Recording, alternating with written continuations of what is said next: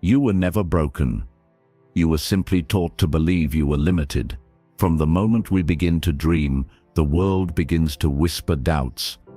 It tells us what's impossible, what we should fear, and what's not meant for us. But deep inside you is a voice that never stopped believing, a quiet, powerful force waiting to rise again.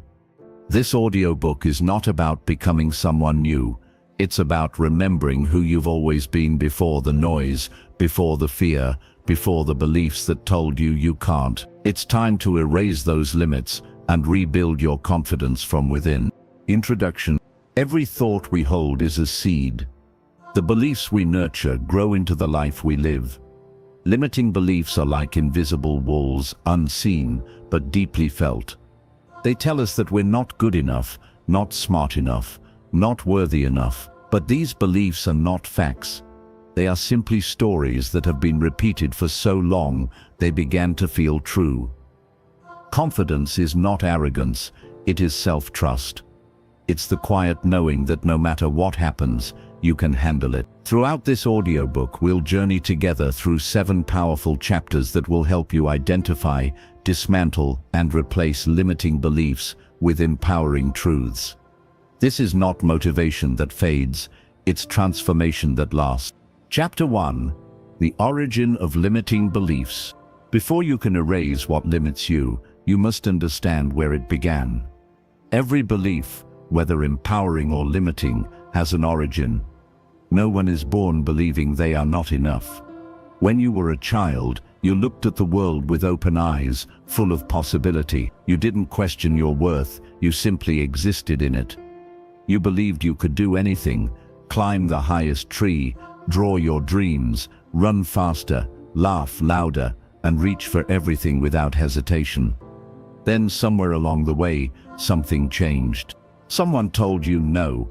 Maybe it was a teacher who said, "You're not good at that," or a parent who compared you to another child, or a friend who laughed when you shared your dream. Maybe you failed once or twice, and decided that failure meant you weren't capable. These moments, though small at first, start to leave impressions on the mind.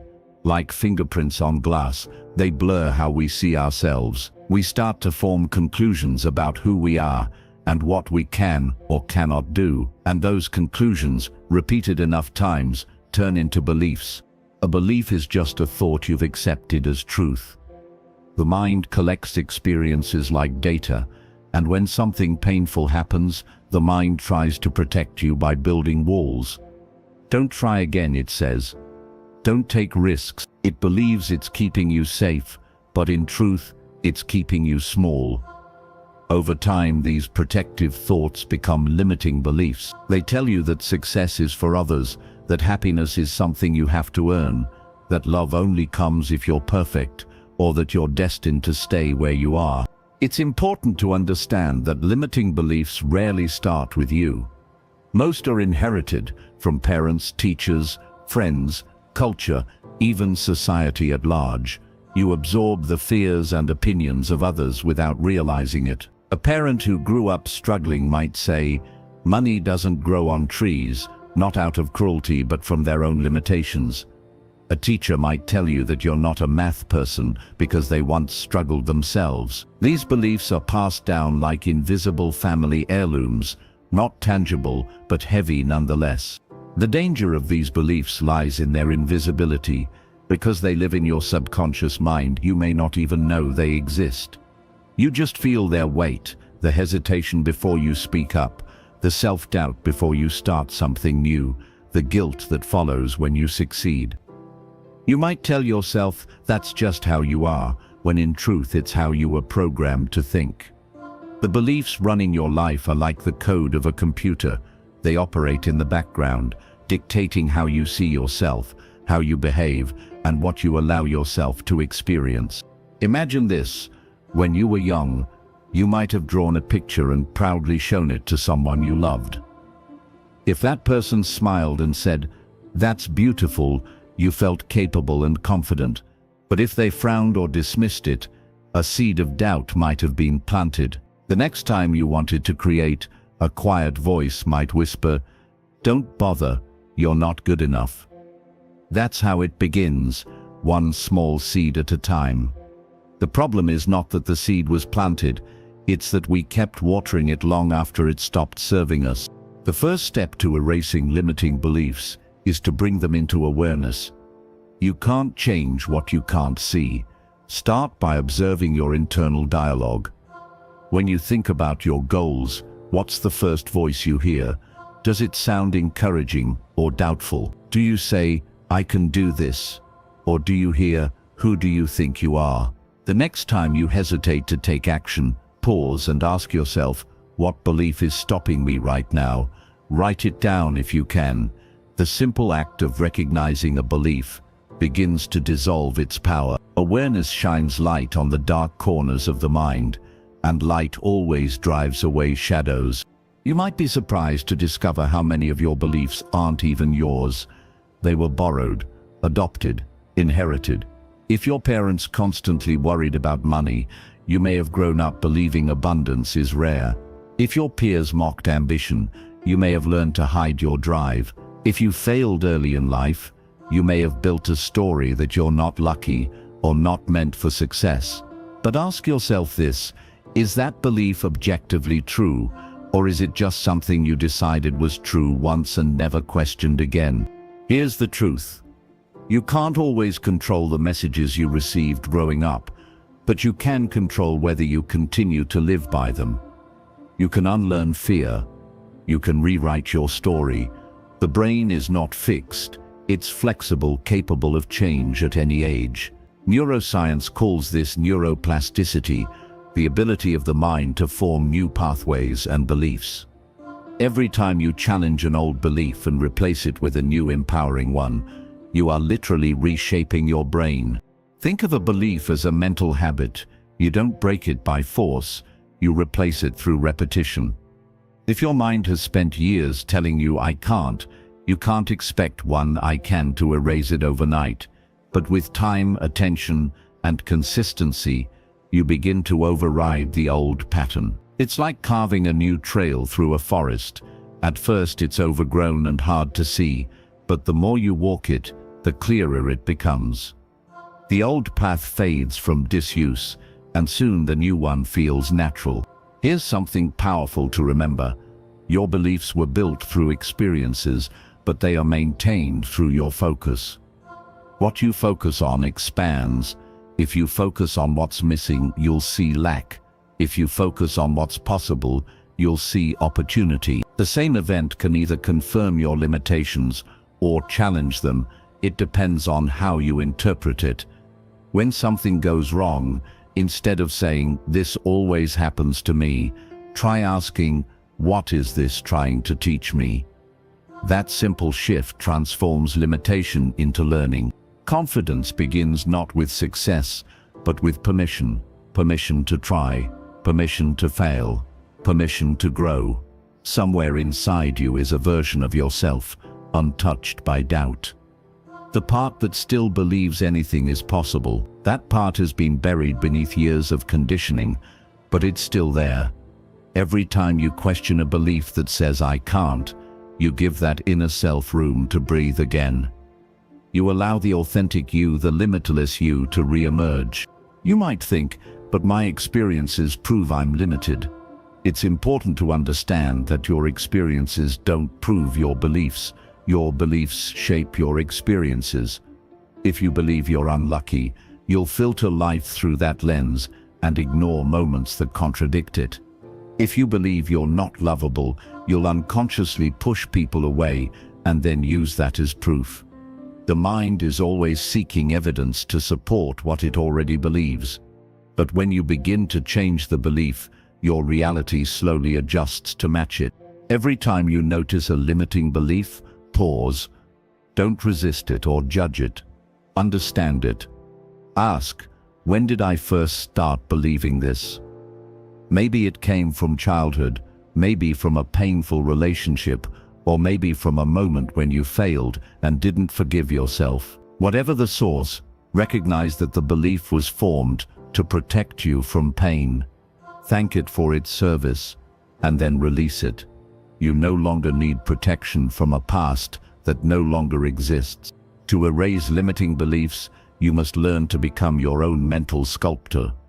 Imagine your mind as a block of marble. Each belief, I'm not smart enough, I don't deserve love, I'll never succeed, is just excess stone hiding the masterpiece within. As you chisel away at these untruths, what remains is not something new, but something revealed, your truest self, confident, capable, and whole.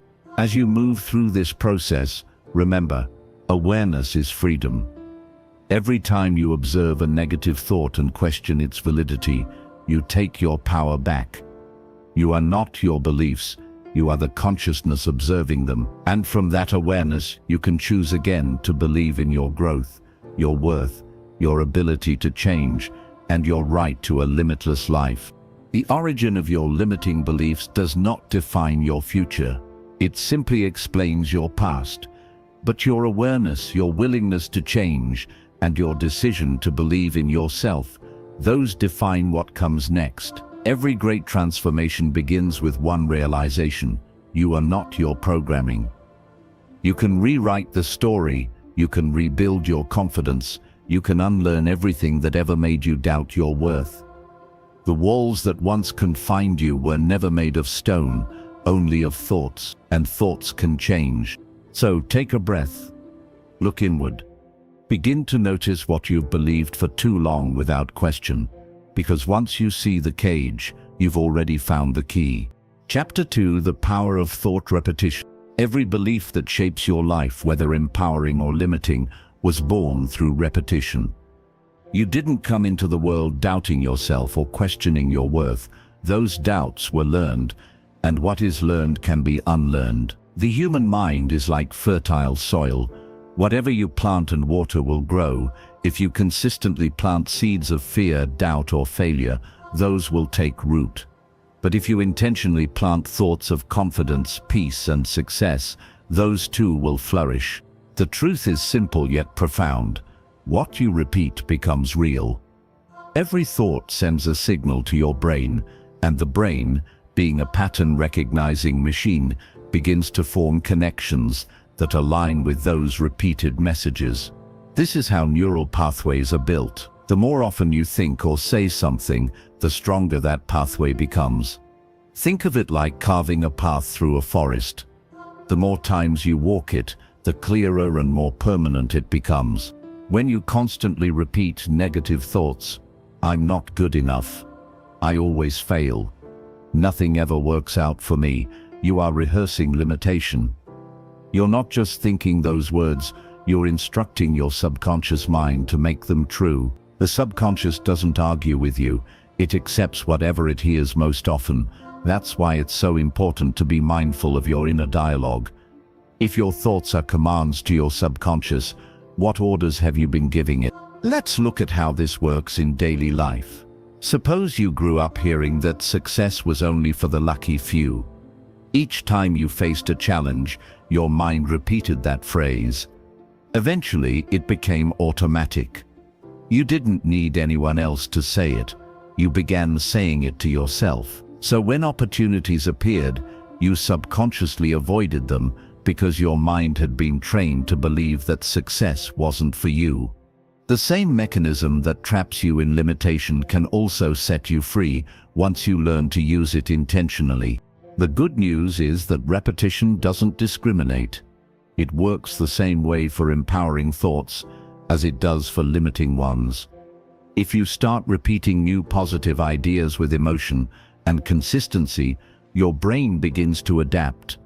You are literally rewiring yourself from the inside out. When you say, I am capable, I am confident, or I am worthy, it might feel strange at first. The old beliefs will resist. They've been there for years, maybe decades. But with enough repetition, the new beliefs will take root and grow stronger than the old ones. Think of your thoughts as drops of water shaping stone.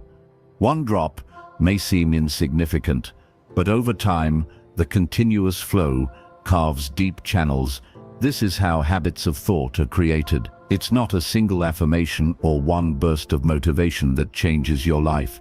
It's the quiet, consistent practice of choosing better thoughts day after day. To harness this power, Start small. Begin by noticing the thoughts you repeat most often. You may be surprised by how negative some of them are. Many people live their entire lives unaware of the constant self-criticism echoing in their minds. Once you notice these patterns, you gain power over them. Awareness is the doorway to transformation. Now, every time you catch yourself thinking something disempowering, pause. Don't fight the thought that only strengthens it. Simply acknowledge it and choose a new one. For example, if you hear "I can't do this," gently replace it with "I'm learning to do this," or "I'm growing stronger each time I try." The replacement doesn't have to feel perfect. It just needs to move you in a better direction. Over time, your mind will begin to favor these empowering thoughts naturally. Visualization is another form of repetition. When you imagine yourself succeeding, your brain reacts as if it's actually happening. The same neural circuits fire, strengthening the belief that success is possible. That's why elite athletes visualize their performance before competing. They are training their minds through repetition. You can do the same in your own life. Imagine yourself confident, calm, and capable. Picture yourself speaking clearly, making decisions easily, or achieving your goals. Each mental rehearsal brings that version of you closer to reality. It's also powerful to combine repetition with emotion. The subconscious responds more strongly to feelings than to words alone. When you repeat an affirmation with genuine emotion, when you feel the truth of it, you multiply its effect. If you say "I am confident" while slouching and doubting, the message is weak. But if you say it with your shoulders back, your head high, and your heart open, your body reinforces the belief. The mind and body are always communicating. Let them work together for your transformation. There's another layer to this process: consistency. Repetition works through time, not intensity. You can't expect to change deeply ingrained beliefs overnight, but just as water smooths stone, daily practice smooths resistance. It's the small, consistent steps that create lasting change. Set aside a few moments every morning and evening to repeat your empowering thoughts. Write them down, speak them out loud, feel them as real. This is not pretending, it's retraining. As you repeat these new ideas, the old beliefs may surface with resistance. That's normal. The mind prefers the familiar, even if it's painful. It may whisper, "This isn't true," or "You're just fooling yourself." When that happens, remember that the voice of doubt is not your truth, it's your conditioning. Keep repeating the new thoughts anyway. Over time, your brain will stop clinging to the old ones, because it can only focus on what you feed it consistently. Be patient with yourself. Just as it took years for limiting beliefs to form, it will take time for empowering ones to feel natural. But every moment you choose a better thought, you are reshaping your destiny. You are proving to yourself that change is possible, not through force, but through focus. The power of thought repetition also explains why external influences matter so much.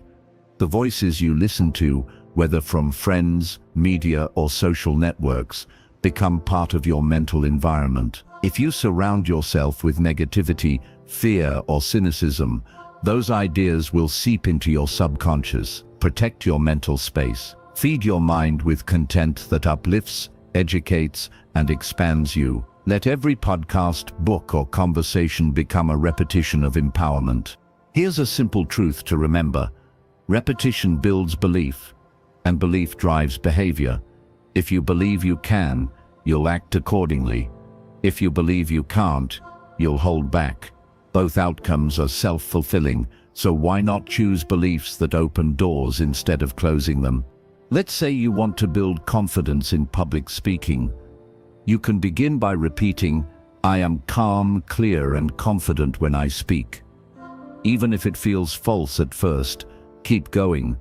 Visualize yourself speaking smoothly, hearing your own voice steady and strong. Feel the pride of expressing yourself freely. The more you repeat this image and thought, the more your brain begins to accept it as reality. One day, you'll find yourself standing before others, calm and clear, realizing that what you once only imagined has become true. The same principle applies to every area of life: career, health, relationships, self-image. Whatever you want to experience must first be believed, and belief is built through repetition. The mind cannot distinguish between what's real and what's consistently imagined. That's your power. When you understand this, you begin to see that your thoughts are tools. You can use them to build walls or bridges. Every repetition is a choice. Every time you think a thought, you're either reinforcing the old version of yourself or creating a new one. So, the question becomes, which version will you choose to repeat today? The practice of repeating empowering thoughts is not about ignoring reality. It's about choosing which reality to strengthen. It's about realizing that your external world is often a reflection of your internal dialogue. Change the words you speak to yourself, and your world slowly adjusts to match them. You are always teaching your mind what to believe. Teach it faith, not fear. Teach it possibility, not limitation. Speak to yourself with the same encouragement you would give a friend who's learning to fly. Tell yourself you can. Tell yourself you're enough. Tell yourself it's okay to start again, because the more you say it, the truer it becomes. The power of thought repetition is the foundation of all transformation. It's not luck, nor fate, nor external validation that creates change. It's the persistent choice to focus on what empowers you. Each thought is a brushstroke painting the picture of your life. Paint with intention, paint with love, paint with faith. And soon, the masterpiece of your new belief system will reveal itself. The mind becomes what it repeats. So, repeat what sets you free. Chapter 3: Rewriting the Inner Dialogue. The most powerful voice in your life is the one you hear in your own mind. It narrates your day, interprets your experiences, and defines what you believe about yourself. This voice can be your greatest ally or your harshest enemy. For many people, it has become the latter, a critic that whispers doubts, magnifies mistakes, and questions worth. Most of us don't even realize how much power that inner dialogue holds. It shapes our emotions, influences our decisions, and silently directs the course of our lives. The way you speak to yourself determines how you show up in the world. If you constantly tell yourself that you're not smart enough, not attractive enough, not capable enough, your mind begins to accept those words as truth. You start filtering your experiences through that lens. You may not even try for opportunities, not because you can't, but because you've been convinced you're not ready. This inner critic is persuasive. It sounds like reason. It tells you it's protecting you from embarrassment, rejection, or failure. But in truth, it's protecting you from growth. The first step to rewriting your inner dialogue is awareness. Most of the time, our thoughts run automatically, like background noise we've learned to tune out. Begin listening, really listen. Notice what tone your thoughts take. Are they kind or cruel? Encouraging or discouraging? Are you speaking to yourself the way you'd speak to someone you love? If not, it's time to change that. Imagine someone you care about deeply, a child, a friend, a partner. If they made a mistake, would you tell them they're worthless? Of course not. You'd reassure them, remind them of their potential, and encourage them to try again. Yet how often do you offer yourself that same compassion? Self-talk is not self-indulgence, it's self-leadership. The way you speak to yourself becomes the energy you live in every day. When you notice your inner voice being harsh, don't resist it. Don't fight it or shame yourself for thinking negatively. That only strengthens it. Instead, acknowledge it gently. I hear you, but I choose a kinder thought. Your inner critic isn't evil. It's scared. It learned its patterns as a way to protect you. Maybe it believed that if it criticized you first, others couldn't hurt you later. Understanding that softens the battle. The critic isn't your enemy. It's a frightened part of you that needs reassurance, not resistance. Start by introducing a new voice. one of reason, love, and encouragement. When the critic says, "You always mess things up," the new voice replies, "I'm learning and improving every day." When the critic says, "You're not enough," the new voice says, "I'm growing into my potential." These aren't empty affirmations, they're corrections. You're not trying to silence the old voice, you're retraining it to speak truth. At first, it might feel forced or unnatural. That's okay. You've spent years reinforcing one way of thinking. It takes time to build another. The goal isn't perfection, but persistence. Each time you choose a more empowering thought, you're rewiring your mind. The neurons that once fired automatically with negativity begin to lose strength. New neural pathways start forming. The more you use them, the stronger they become. Language shapes identity. The words you attach to "I am" become your self-concept. I am shy. I am unlucky. I am broken. Every time you say these words, your mind looks for evidence to prove them right. But when you begin to replace them with new ones, "I am confident, I am learning, I am healing," your reality shifts. You're not pretending to be someone else, you're giving your mind a new direction.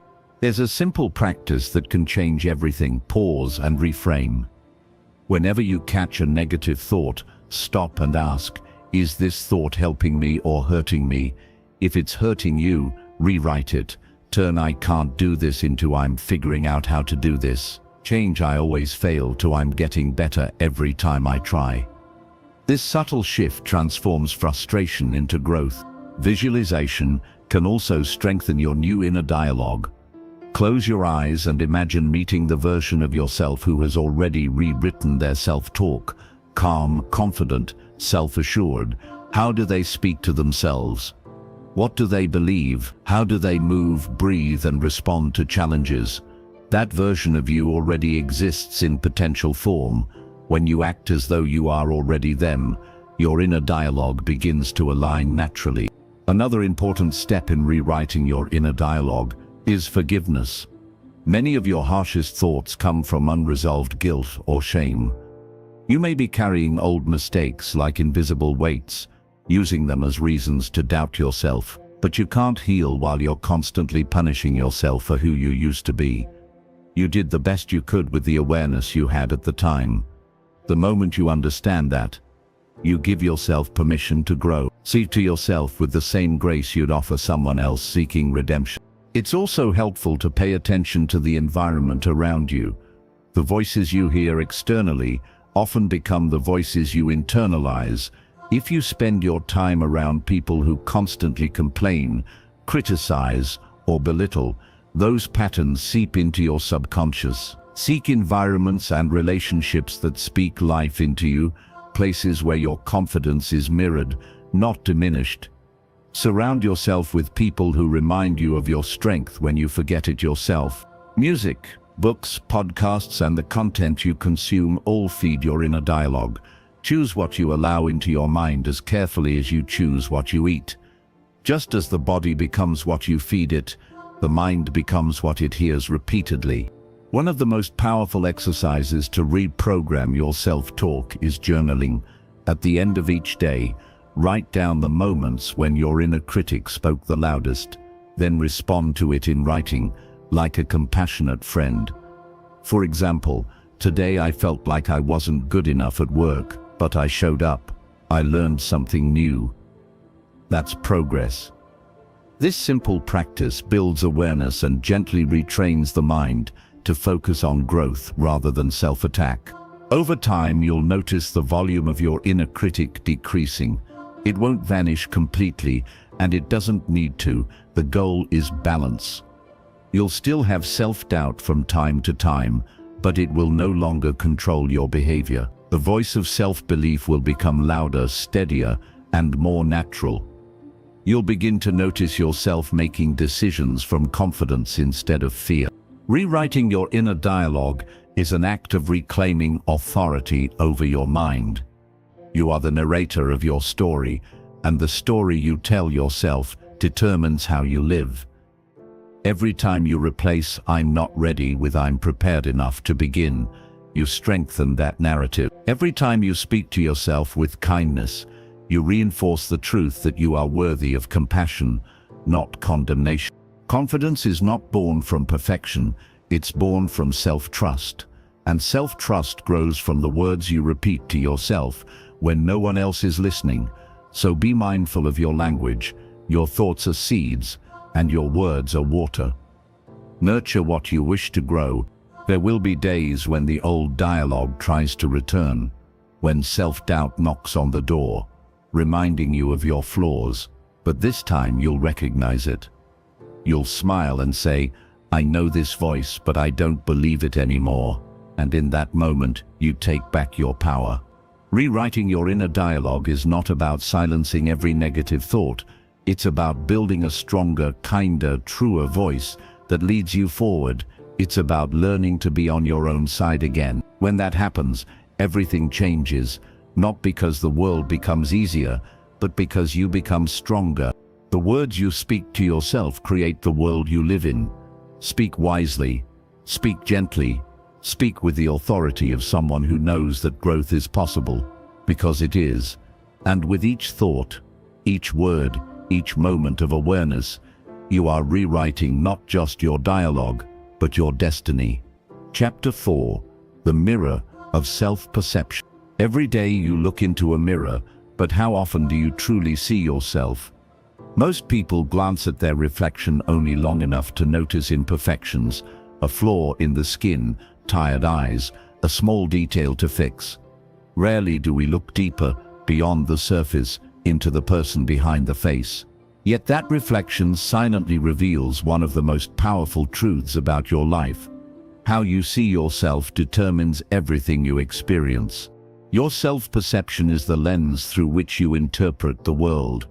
It influences how you think, what you believe you deserve, and what you allow yourself to pursue. Two people can live the same event, but their self-image will shape completely different experiences. One person sees rejection as proof of inadequacy, another sees it as redirection towards something better. The difference isn't the situation, it's the story each tells themselves about what it means. When you look in the mirror, what story are you telling yourself? For most people, that story was written long before adulthood.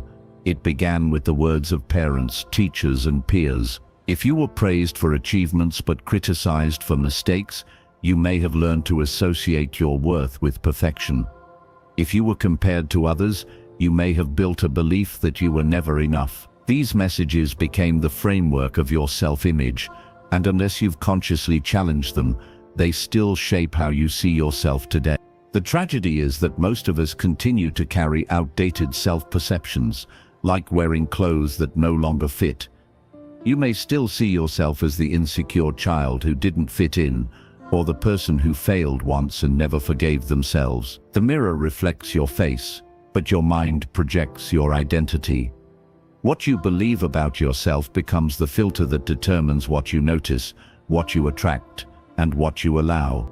Imagine two mirrors, one clean, one clouded with dust. The clouded one distorts your reflection, making you appear dull and unclear. That's what happens when your mind is covered with years of self-doubt and criticism. You no longer see your true reflection, you see a version obscured by unchallenged beliefs. The purpose of this chapter is to help you clean that mirror, to see yourself as you are, not through the fog of judgment, but through the light of truth. Start with awareness. The next time you stand in front of a mirror, pause. Don't rush to fix or adjust anything. Just look. Look into your own eyes and notice what thoughts arise. Are they kind or critical, encouraging or dismissive? Those thoughts reveal how you truly feel about yourself, beyond the surface confidence you might show others. For many people, the first reaction is discomfort. We're taught to look outward for validation, not inward for connection. But learning to meet your own gaze with acceptance is one of the most transformative acts of self-healing. Say your name aloud. It may feel strange at first, but there's power in it. Speak to yourself as you would to someone you love. You've come so far. You're doing your best. I'm proud of you. At first, your mind may resist. It may whisper, "This is silly," or "I don't believe it." That's okay. That's the voice of old programming. Keep speaking. Over time, your subconscious begins to soften. The mirror becomes not a place of judgment, but of affirmation.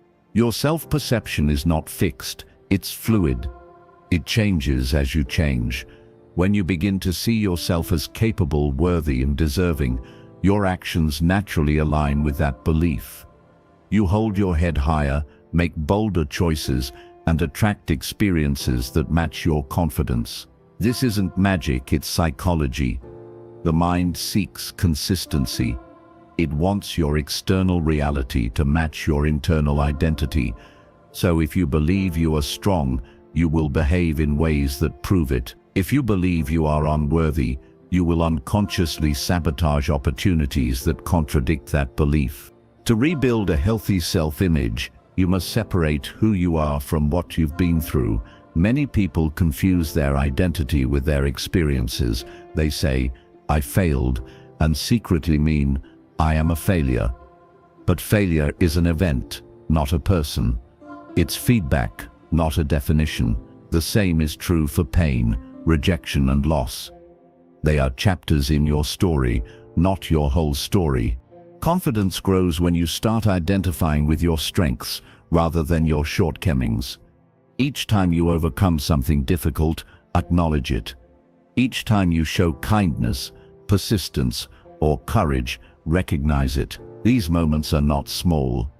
They are the bricks that build your self-worth. The problem is that most people skip over their victories and replay their failures. The mind amplifies what you focus on. Start focusing on the evidence that proves you're capable, resilient, and evolving. It's also important to challenge the labels you've accepted about yourself. Maybe someone once called you lazy, sensitive, or difficult, and you carried that label like a name tag. But labels are not truths, they're opinions. And most opinions are reflections of the speaker, not the listener. Take a moment to ask yourself, who decided this was true about me? You might discover that many of your so-called flaws were simply misunderstood strengths, sensitivity that was actually empathy, caution that was actually thoughtfulness, independence that was mistaken for pride. The mirror exercise can be one of the most powerful tools in rebuilding self-perception. Each morning, stand before the mirror and repeat affirmations that reflect the person you want to see, not as wishful thinking, but as a declaration of intent. Say, "I am confident, I am enough, I trust myself." Say it until it feels less like a sentence and more like a truth. The more you repeat it, the more your subconscious accepts it. Remember from earlier chapters, repetition builds belief, and belief becomes reality. You may find old voices resurfacing, the echo of criticism, the weight of past mistakes. Don't fight them, understand them. Every harsh belief was born from an attempt to protect you. Maybe you learned to criticize yourself first, so others wouldn't hurt you later, but that protection is no longer necessary. You are no longer that child, that scared teenager, or that uncertain adult. You've grown, you've learned. It's time to update your reflection. There's another reason why rebuilding self-perception is so powerful. The world mirrors back how you see yourself. If you walk into a room believing you're unworthy, your body language, tone, and energy will unconsciously express it. Others respond accordingly, confirming your inner belief. But if you enter with quiet confidence, believing you belong, people will feel that too.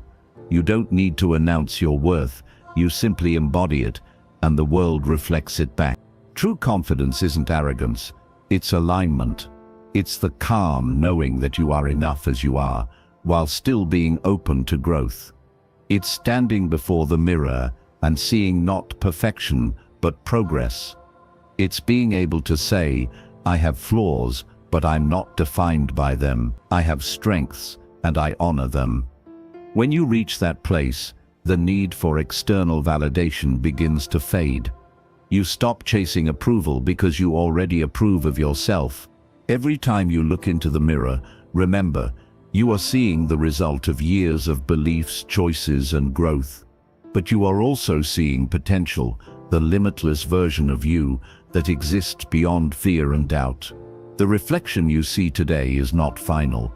It's evolving. Each new thought, each new act of self-kindness reshapes it a little more.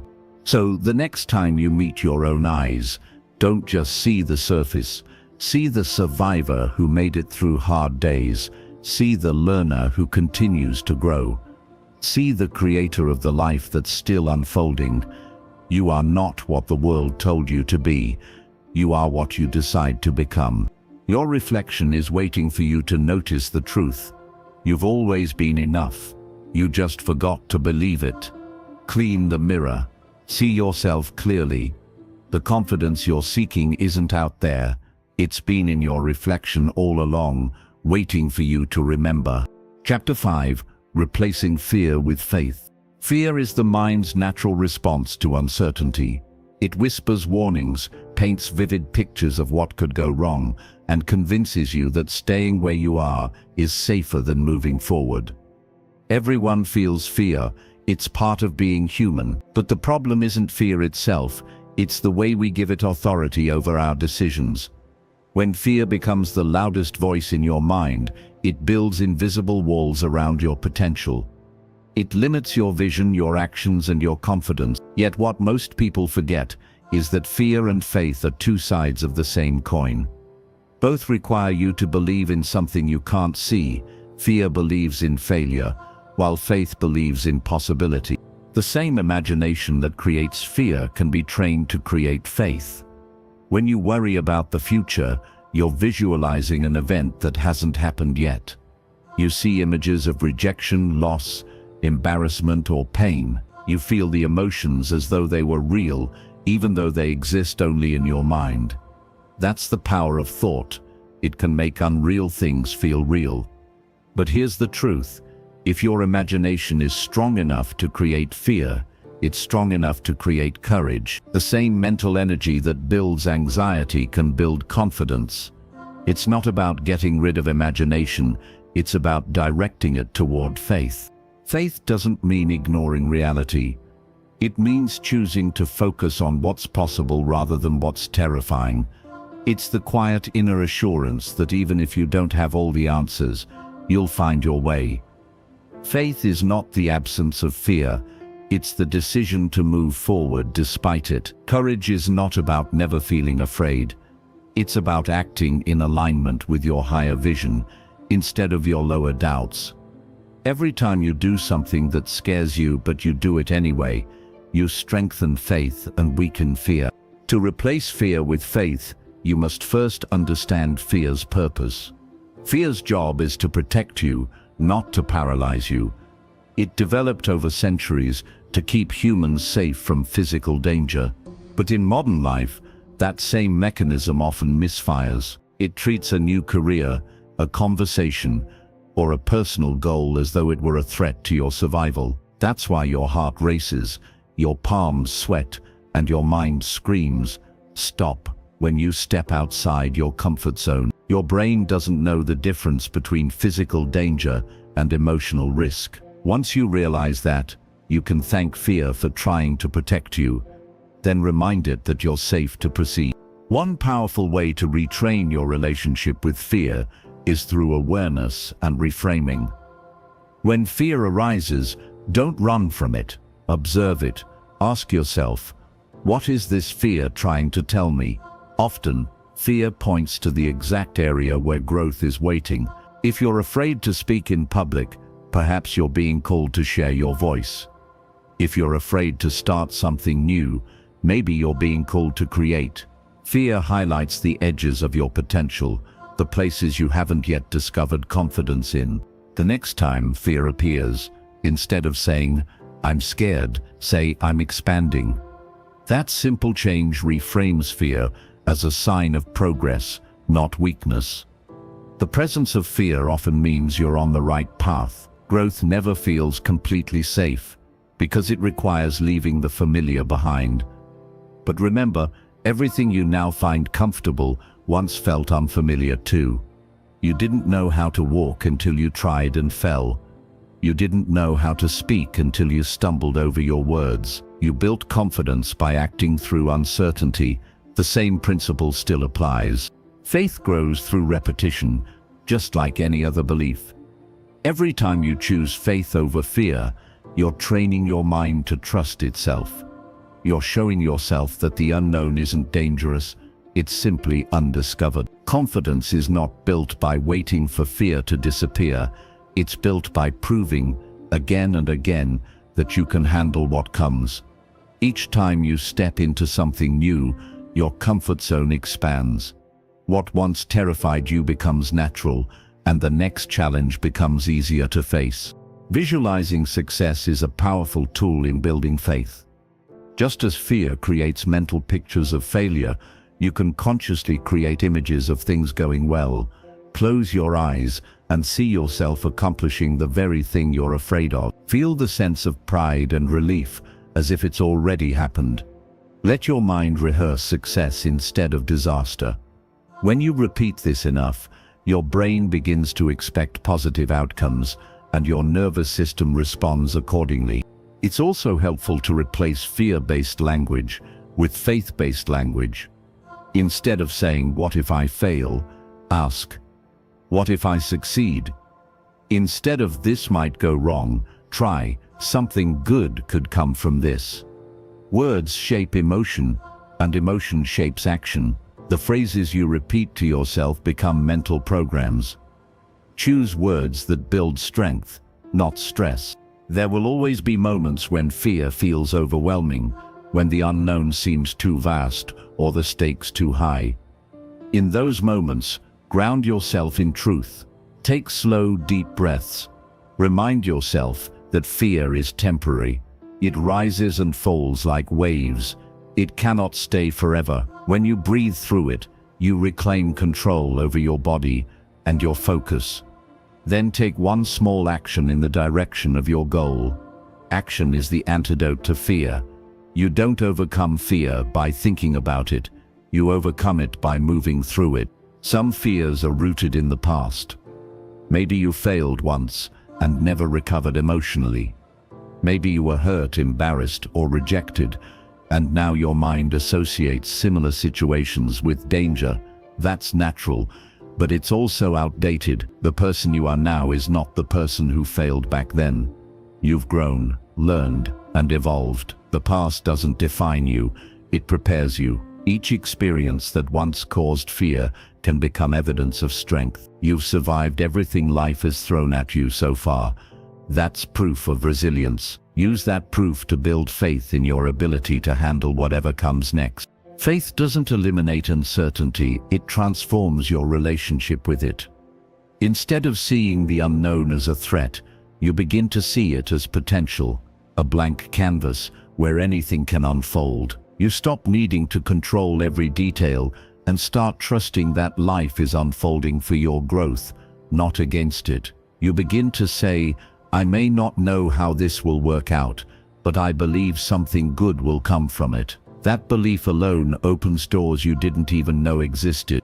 When fear arises, try this simple mental shift. See fear as a compass. It points toward the very thing that matters most to you. You wouldn't fear losing something meaningless. Fear shows you what you value, your dreams, your freedom, your self-expression. Once you recognize that, fear becomes less of an obstacle and more of a guide.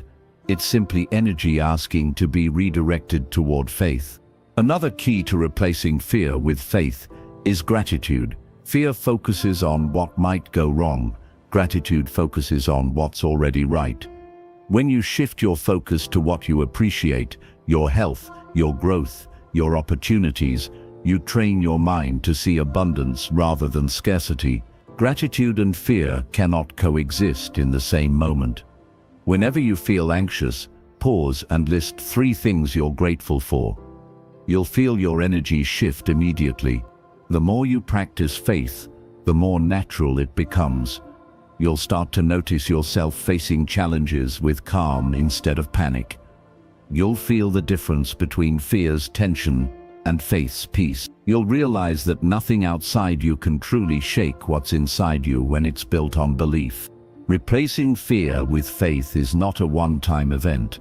It's a lifelong practice. Every new level of growth will bring new uncertainties, but now you'll meet them differently. You'll see fear not as a signal to stop, but as an invitation to trust deeper. You'll recognize that the presence of fear is proof that you're evolving, that you're moving toward a life bigger than your comfort zone. And when that familiar voice of doubt whispers, "What if you can't?" you'll smile softly and answer, "What if I can?"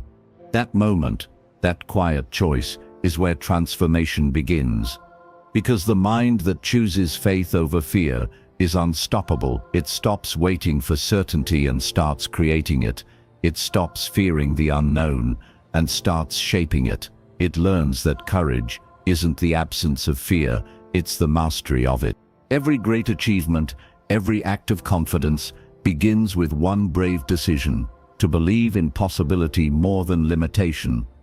So, take a deep breath, trust the path before you, and remember, fear is loud, but faith is stronger. Keep choosing faith, and the life you once thought was beyond you will begin to unfold before your eyes. Chapter 6: Daily Habits for a Confident Mindset. Confidence is not something you find, it's something you build, moment by moment, through the habits you practice every day. It doesn't appear overnight or arrive as a gift from the outside world. It's constructed quietly, through small, consistent actions that teach your mind to trust itself. Every time you follow through on what you said you would do, every time you show up when you don't feel ready, every time you speak kindly to yourself instead of harshly, you're strengthening the foundation of confidence. Confidence is not about being fearless, it's about developing a daily rhythm that supports courage. When your habits nurture self-discipline, gratitude, and self-awareness, confidence naturally grows. It's the byproduct of how you live, not a quality you chase, but a state you create. The first habit of a confident mind is keeping promises to yourself. Each time you do what you say you'll do, no matter how small, you send a signal to your subconscious. I can rely on myself. That trust compounds over time. Most people think they lack confidence because they doubt their ability, but often what they truly doubt is their consistency. They've broken too many promises to themselves. Every time you procrastinate, avoid a goal, or give up midway, you chip away at self-trust. The opposite is also true. Every time you take action, even when it's uncomfortable, you rebuild it. Confidence is built in those quiet moments of follow-through that no one else sees. Start with something simple. Wake up and make your bed. Drink water first thing in the morning. Do one thing you've been avoiding. The task itself doesn't matter as much as the message behind it. I said I would, and I did. Over time, that message becomes your internal dialogue. You begin to think, I can handle what I commit to. That's how inner certainty grows. Another daily habit for confidence is intentional self-talk. The words you speak to yourself are shaping your self-image constantly. If you want a confident mind, you must feed it confident language. Replace "I can't" with "I'm learning." Replace "I'm not good enough" with "I'm improving every day." These simple substitutions seem small, but they're rewiring your neural pathways. The brain doesn't know the difference between imagination and repetition.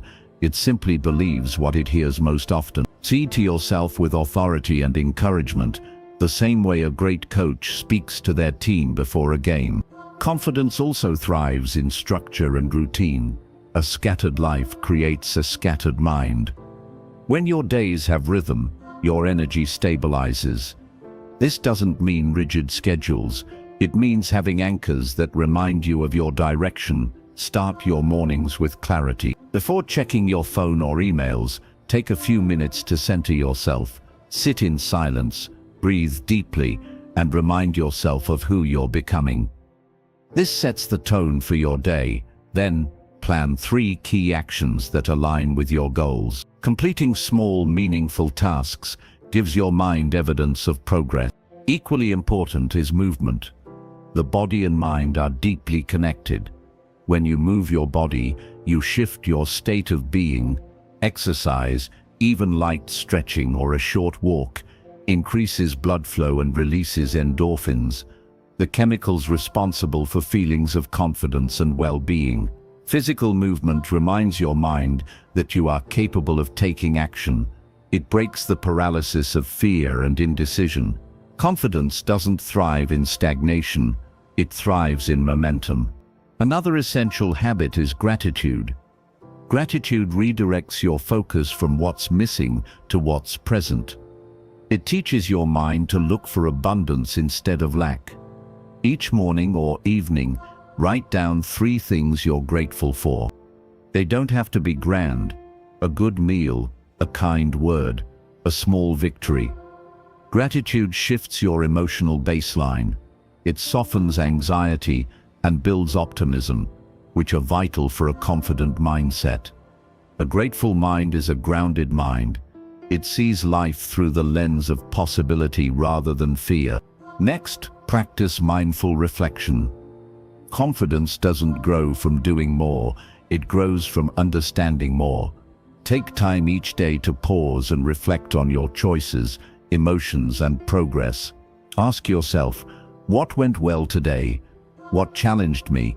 What did I learn? Reflection turns experience into wisdom. It allows you to see patterns, celebrate growth, and correct course when needed. Without reflection, you repeat the same mistakes. With it, you evolve. Confidence is also built through exposure to discomfort.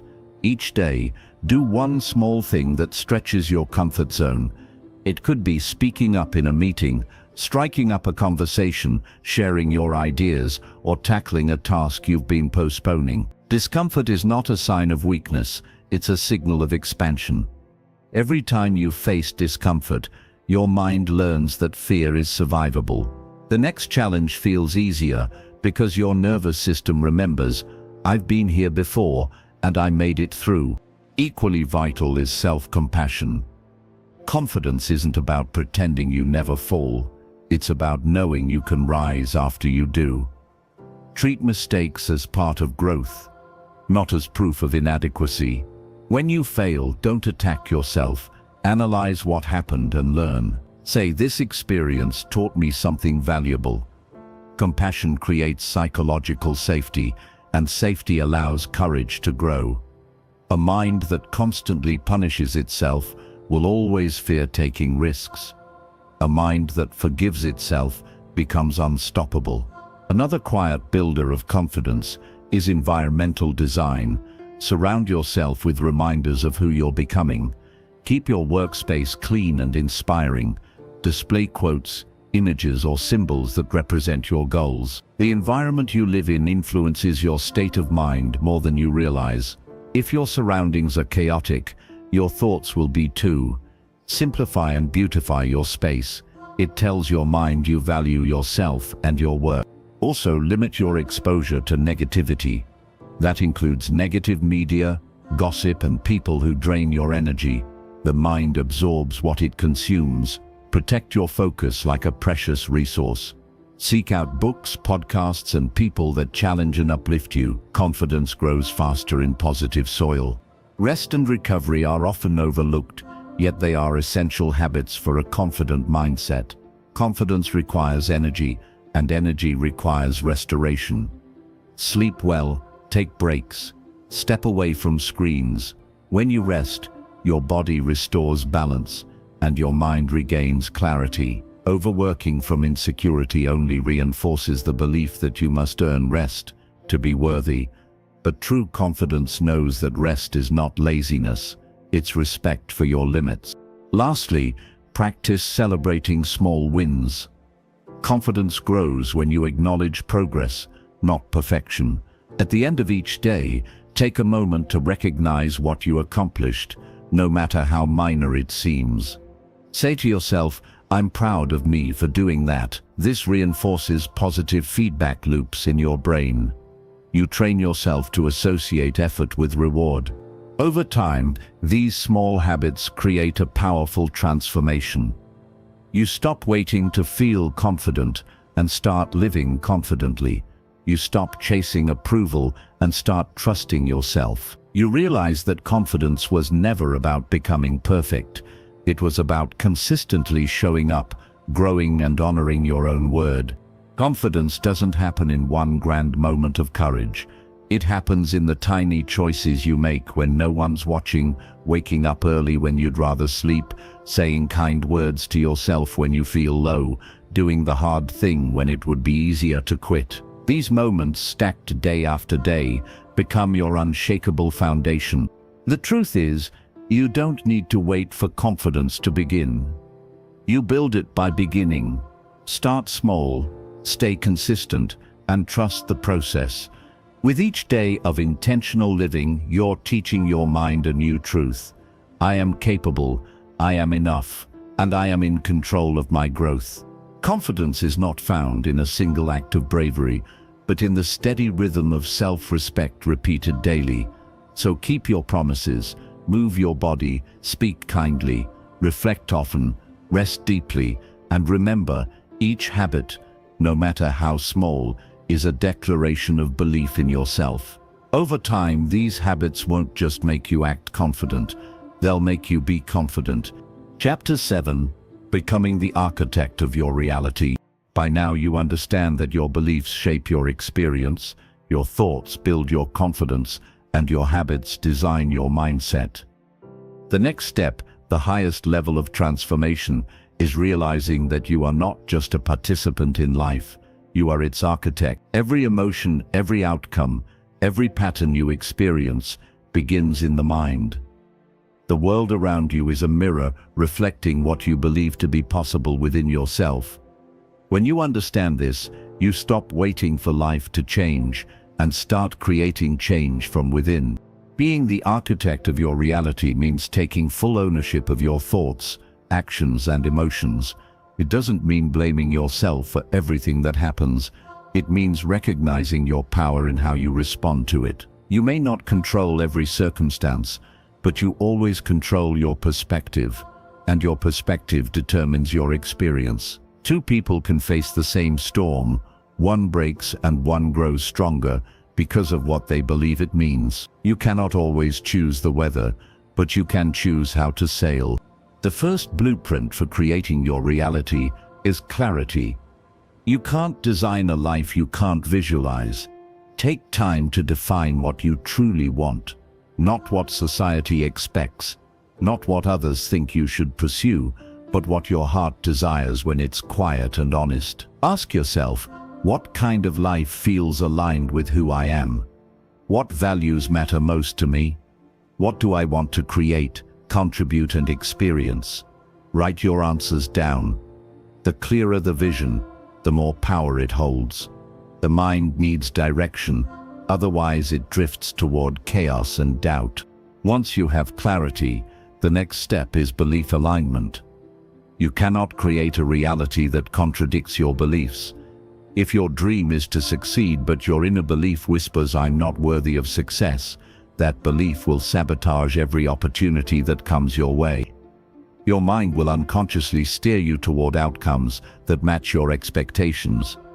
This is why the work you've done in earlier chapters, rewriting your dialogue, replacing fear with faith, and building daily habits, is so important. Those practices prepare the foundation for creation. A strong belief system is the scaffolding that supports the life you build. Now comes intentional focus. Energy flows where attention goes. Whatever you consistently focus on expands in your life. If you dwell on problems, they multiply. If you focus on solutions, they reveal themselves. This isn't spiritual wishful thinking, it's cognitive psychology. The brain has a system called the reticular activating system, a mental filter that prioritizes what you pay attention to. If you focus on positivity, your mind starts spotting opportunities that align with it. If you focus on fear, your mind collects evidence of danger. You're not hallucinating new events, you're simply tuning into what matches your dominant frequency of thought. Every day, remind yourself of the life you're building. Visualize it. Speak about it as though it already exists. Feel the emotions connected to it: gratitude, excitement, peace. Emotion is what makes visualization magnetic. It bridges the gap between imagination and manifestation. Your subconscious mind doesn't respond to words alone. It responds to feeling. The more vividly you feel your desired reality, the faster your actions begin to align with it. But here's an important truth. Creation requires patience. Growth takes time, and transformation isn't linear.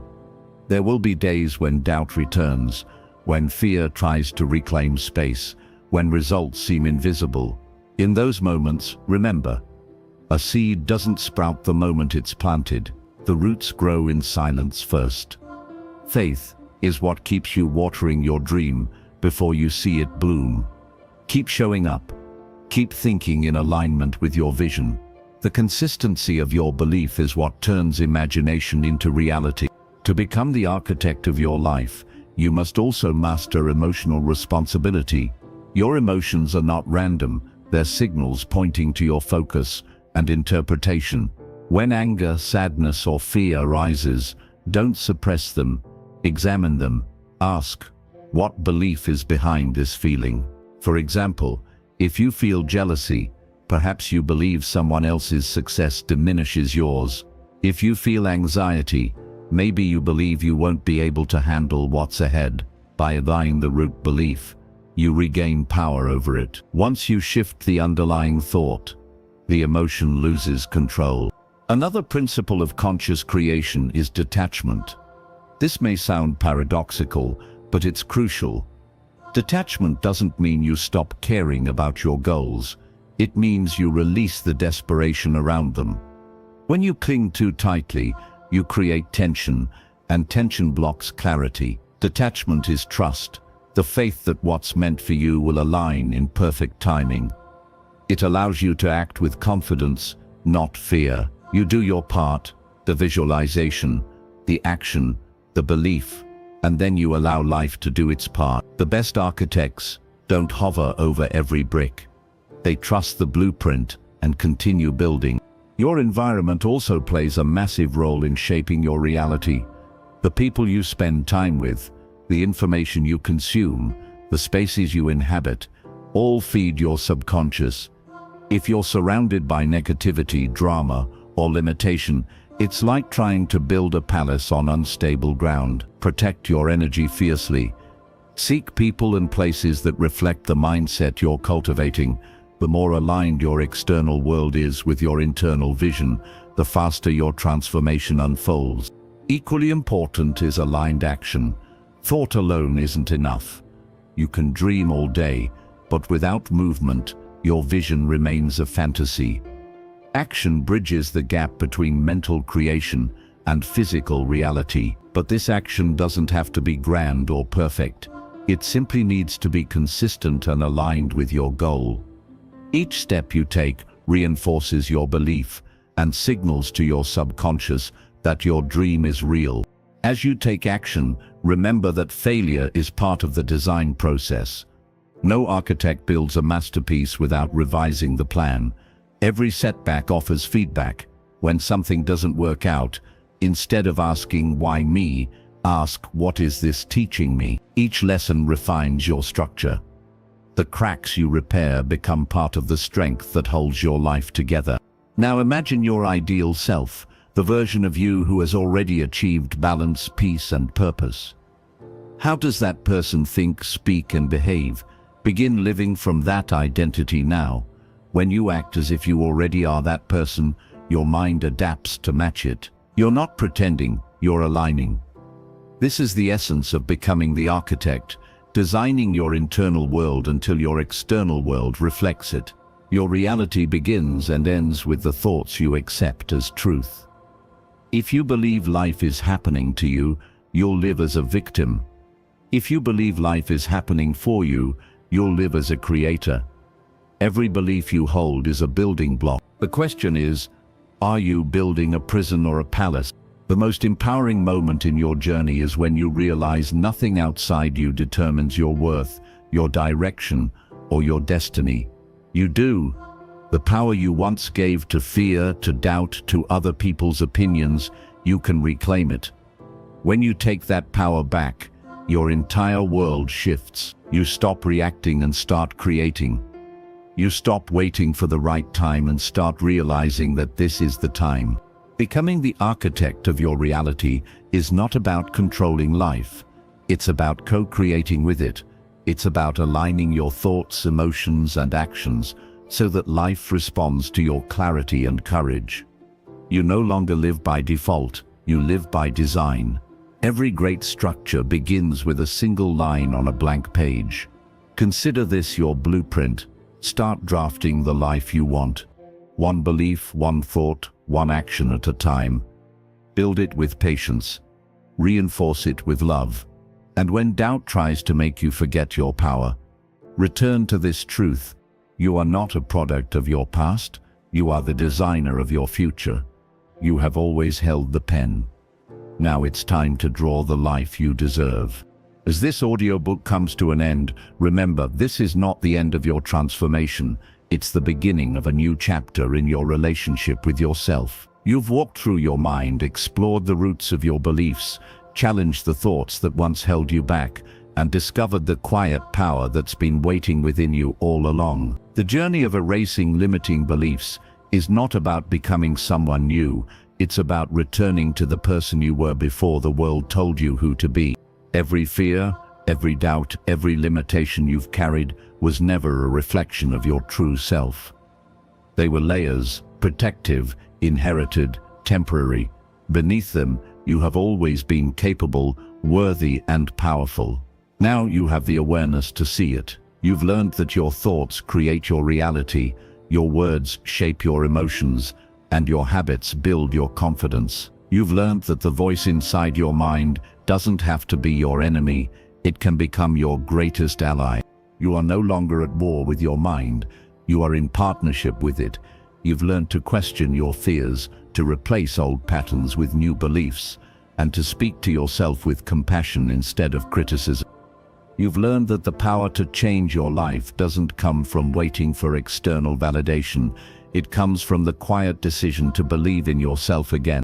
There will be days when old doubts return, when the world feels heavy and the mind feels clouded. On those days, come back to the truths you've uncovered here. Remind yourself that your beliefs are flexible, your thoughts are choices, and your growth is ongoing. You don't have to be perfect, you only have to stay aware.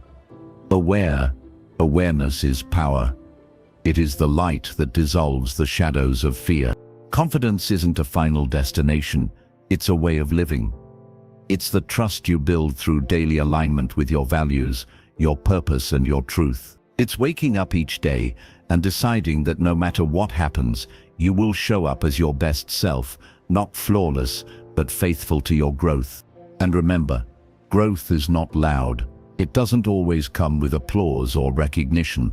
It happens quietly, in the small moments when you choose peace over panic, patience over pressure, faith over fear. Those moments are where transformation truly lives. As you move forward, carry this understanding with you. You are the author, the director, and the architect of your life. Your mind is the canvas, and your beliefs are the brush. You can paint a story of struggle or a story of strength, and every day you hold the power to choose. So choose belief, choose courage, choose kindness, especially toward yourself. Let your self-talk be a source of power, not pain. Let your habits reflect respect for the person you are becoming. Let your thoughts rise higher than the limits of yesterday. You are no longer defined by your fears or your failures. You are defined by your resilience, your awareness, and your willingness to grow. The version of you that began this journey is not the same as the one listening now. You've evolved, you've expanded, you've awakened to your own strength. Carry this clarity into your days. Let it echo in the quiet spaces of your mind. And whenever you doubt your power, remember this: You have everything within you to rebuild, to rise, and to thrive. You always have. This is your time, not to chase who you think you should be, but to embody who you already are. Free, capable, limitless. The rest of your life begins the moment you decide to believe it.